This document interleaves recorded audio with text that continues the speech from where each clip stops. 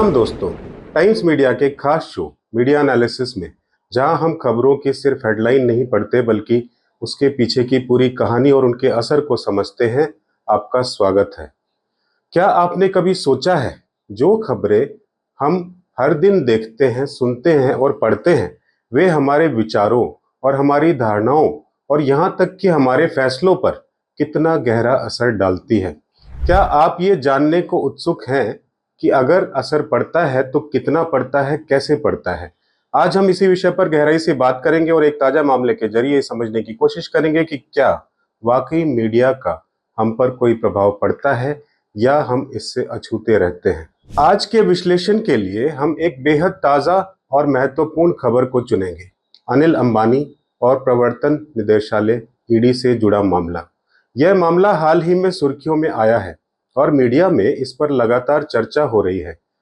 आपको बस कुछ बातों पर ध्यान देना है।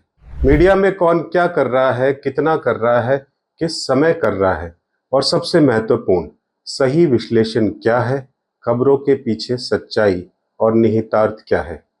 सोचिए, कल तक आपके दिमाग में कौन सी खबर छाई हुई थी, उस खबर का देश पर क्या असर था और आज आप क्या सोच रहे हैं और क्यों सोच रहे हैं।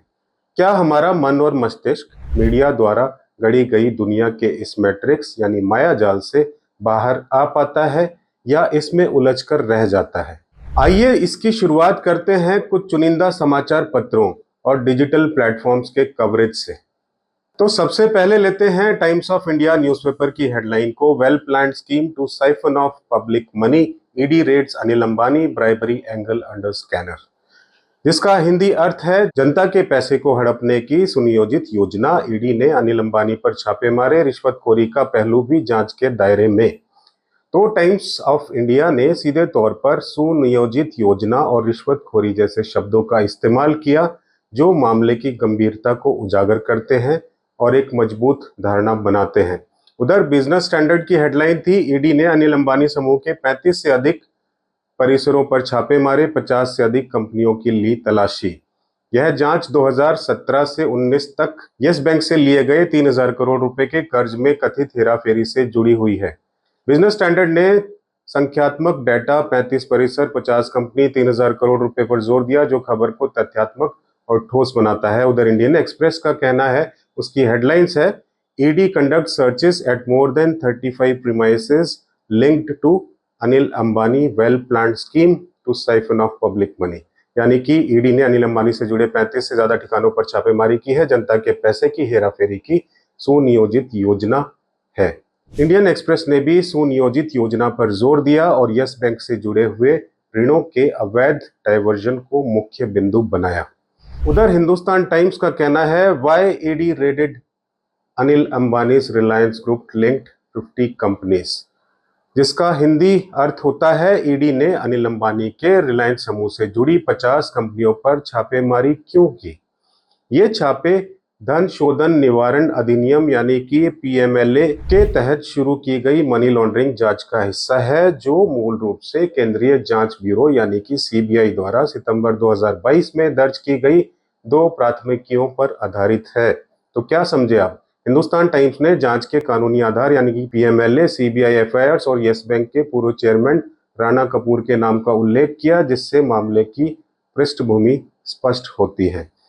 उधर मिंट कहता है, Anil Ambani own Reliance power, Reliance infra, deny financial impact of ED actions, here is what the company said, जिसका हिंदी अर्थ निकलता है, अनिल अंबानी के स्वामित्व वाली रिलायंस पावर और रिलायंस इंफ्रा ने ईडी की कार्रवाई के वित्तीय प्रभाव से इनकार किया, यानी कि उन पर कोई असर नहीं पड़ेगा। तो इसका विवरण कुछ इस प्रकार से है कि रिलायंस पावर और रिलायंस इंफ्रास्ट्रक्चर ने कहा है कि अनिल अंबानी से जुड़े ईडी के छापों और उनके व्यावसायिक संचालन पर कोई असर नहीं पड़ेगा। दोनों कंपनियों ने स्पष्ट किया है कि रिलायंस कम्युनिकेशन या रिलायंस होम फाइनेंस से उनका कोई वित्तीय संबंध नहीं है, जबकि रिपोर्टों के बाद उनके शेयरों में गिरावट आई है। मिंट ने कंपनियों के आधिकारिक बयान को प्रमुखता दी, जो मामले का एक अलग पहलू दर्शाता है, यानी कंपनियों का खुद को इस जांच से अलग दिखाने का प्रयास है। साथ ही शेयरों में गिरावट का उल्लेख भी किया है। तो ये तो था कुछ चुनिंदा अखबारों का विश्लेषण, जिन्होंने खबरों को प्राथमिकता से आपके सामने रखा है, अलग अलग तरीके से रखा है। किसी ने कुछ कहा है, किसी ने कुछ कहा है। अब बात करते हैं डिजिटल मीडिया, खासतौर पर यूट्यूब चैनल्स की, जहां खबरें जो हैं पलक झपकते ही वायरल हो जाती है। इंडिया टुडे के यूट्यूब पेज पर अगर आप जाते हैं तो हेडलाइंस है, massive ED heat on Anil Ambani, ED raids 40 locations linked to Anil Ambani. यानी कि इंडिया टुडे ने मैसिव हीट जैसे शब्दों का इस्तेमाल किया जो तत्कालिकता और बड़े पैमाने पर कार्रवाई का आभास कराते हैं। उधर एनडीटीवी प्रॉफिट का हेडलाइन है, ED's search operation against Anil Ambani. यानी कि एनडीटीवी प्रॉफिट ने सीधी और तथ्यात्मक हेडलाइन रखी है। उधर लल्लन टॉप का कहना है, मुसीबत में अनिल अंबानी की रिलायंस, ईडी ने मारी रेड, एसबीआई ने क्या किया रागा। इसका क्या मतलब है आप चैनल पे जाके देख सकते हैं। लल्लन टॉप ने एक अधिक संवादात्मक और प्रश्नवाचक शैली अपनाई जो दर्शकों में जिज्ञासा जगाती है। अब एक नजर उन चैनलों पर जो अक्सर ब्रेकिंग न्यूज का शोर मचाए पाए जाते हैं। ये वो माध्यम है जो बवंडर, जानलेवा, ब्लंडर जैसी अतिरंजित शब्दों का इस्तेमाल कर हर खबर को एक्सट्रीम बना देते हैं। इनकी प्रेजेंटेशन स्टाइल इतनी ड्रामेटिक होती है कि ऐसा लगता है कि मानो पाकिस्तान पर कब्जा कर लिया हो। क्या हमें यहाँ कुछ दिलचस्प मिलेगा, इसकी उम्मीद तो कर ही सकते हैं। तो ये है आपका अपना आज तक ब्रेकिंग न्यूज। अनिल अंबानी की कंपनी पर ईडी का बड़ा एक्शन। ब्रेकिंग न्यूज एनडीटीवी पर भी है, अनिल अंबानी के घर पर ईडी का छापा। उधर रिपब्लिक भारत जो है कुछ ज्यादा एक्स्ट्रा एक्साइटेड रहता है, उद्योगपति अनिल अंबानी के ठिकानों पर ईडी का छापा। इधर आज तक ने नोटों का जखीरा भी बरामद कर लिया है, फोटो भी दिखाई है नोटों का जखीरा, फिर ईडी ने पकड़ा। इधर एनडीटीवी पर अनिल अंबानी के घर पर ईडी की रेड। आज तक पर संजय सिंह का अब ईडी क्या करेगी, आप देखिएगा क्या कहना चाहते हैं। Republic Bharat, ED raids, Anil Ambani premises in Mumbai. आगे केजरीवाल जी की भी कुछ खबरें हैं और संजय सिंह आम आदमी पार्टी के सांसद, इनकी खबर भी सामने आई है। तो खबरों की पीछे की सच्चाई क्या है मीडिया कवरेज के बाद, अब बात करते हैं इस मामले के गहरे विश्लेषण की। खबरों की हेडलाइंस और उसके पीछे की मंशा को समझना बेहद जरूरी है। एक चैनल पे हमने एक विश्लेषण को सुना, उसका नाम था सॉलिड फैक्ट्स विद हेमंत अत्री। अनिल अंबानी पर ईडी की छापेमारी एक राजनीतिक दांव है, ऐसा सवाल उठा उसमें। हेमंत अत्री इस कार्रवाई की टाइमिंग पर सवाल उठाते हैं। वे इसे जगदीप धनखड़ के इस्तीफे के बाद सरकार की छवि को हुए नुकसान को बचाने का एक हताश प्रयास बताते हैं।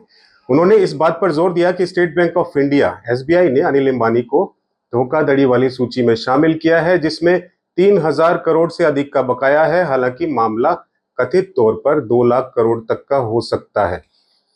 एसबीआई की भूमिका और 11 साल की देरी पर भी उन्होंने कुछ कहा। यह चौंकाने वाला है कि एसबीआई ने अनिल अंबानी की धोखाधड़ी घोषित करने में 11 साल क्यों लगाए, जबकि सभी आरोप स्पष्ट थे और आज तक अनिल अंबानी से कोई पूछताछ नहीं हुई।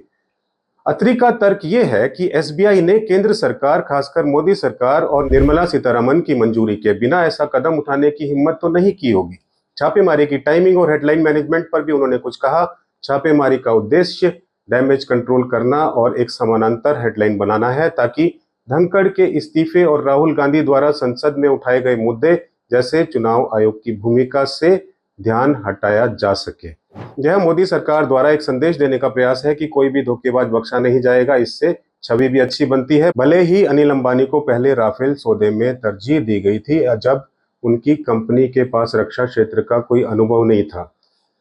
यह एक महत्वपूर्ण तथ्य है जो दर्शकों के दिमाग में सवाल उठाएगा।